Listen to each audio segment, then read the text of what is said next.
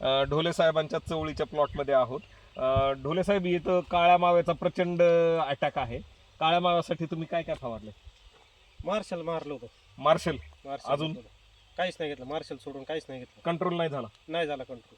कर्दनी 1000चा एक स्प्रे घ्या हं. आणि तुमचा अनुभव, कर्दनी 1000चा अनुभव सांगा आम्हाला.